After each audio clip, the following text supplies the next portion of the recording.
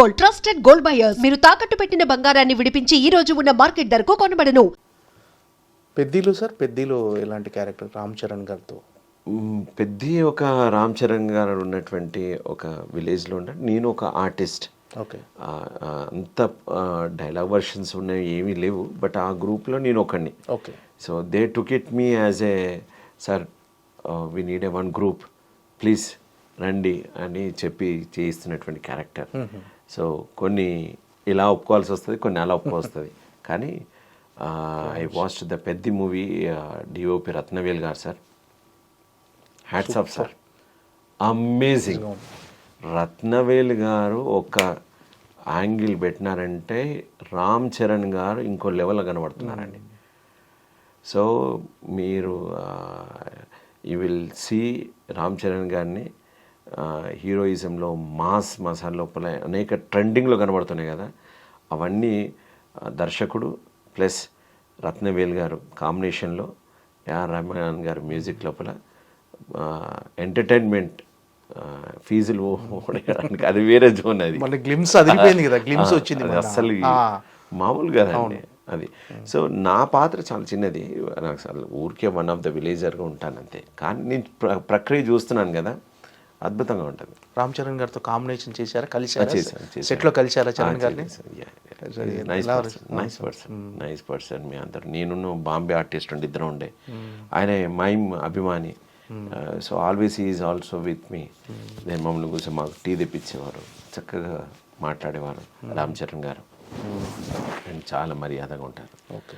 Is nice person అండి. ఏం sir అసలు మీ నేపథ్యం ఏంటి సార్ అసలు? నేను నాది ప్రాపర్ వరంగల్. వరంగల్ నుంచి హైదరాబాద్కి షిఫ్ట్ అయ్యి 2002లో వచ్చా. దీక్షిత్ గారు అని ఉండే వారు ఒక కొడుకుగా నన్ను మానసపుత్రికగా తన ఇంట్లో పెట్టుకున్నాడు. సో నా ఉద్దేశం ఏంటంటే నా ప్రయాణం అంతా మైమ్ పరంగా వరల్డ్ మొత్తం తిరిగాను దాదాపు, అనేక ప్రపంచంలో తిరిగేసి వచ్చా. సో ఇండియాలో కాశ్మీర్ నుంచి కన్యాకుమారి, గుజరాత్ నుంచి మణిపూర్ వరకు నా స్టూడెంట్స్ ఉన్నారు. వర్క్షాప్స్ ఆల్ ఓవర్ ఇండియాగా చేశాను. నాకు సినిమా మీద రావాలని లేకుండే, కానీ ఆకాశవాణి సినిమా ద్వారా నేను ఇందులోకి ఎంటర్ అయ్యాను సినీ జగత్కి. But I'm a dubbing artist, థియేటర్గా ఇవి ఉన్నా కానీ నా మైమ్ అండ్ యాక్టింగ్ ట్రైనింగ్ మీదనే ఉంది. సో నా నేపథ్యం ఏంటంటే ఒక గురుకుల్ సిస్టమ్ మాదిరిగా ఒక 5 ఎకరాల భూమిలో పొలం పనులతో చేస్తూ ఒక గురుకులం యాక్టింగ్ స్కూల్ పెట్టాలని నా కోరిక. So that is my dream. So with government సపోర్టా లేకుంటే ఎనీ వన్ ఇంట్రెస్టెడ్ టు రెడీయా, సో దానికోసం నేను వర్క్ చేస్తున్నాను. So that is my entire dream. ఎవరైనా నేర్చుకోవాలన్నప్పుడు అతని దగ్గర డబ్బు లేకపోవచ్చు కానీ ఉత్సాహం ఉంది, అతని డబ్బు ఉండొచ్చు, సరైన గైడెన్స్ లేదు. సో ఏదైనా కావచ్చు, సరైన ఇంట్రెస్ట్ ఉన్న వాళ్ళకి ఒక నేర్పించేటువంటి ఒక దిక్సూచి కావాలనుకుంటున్నాను. బికాజ్ నేను కలరిపైట్ నేర్చుకున్నాను, నేను కేరళకి వెళ్ళాల్సి వచ్చింది.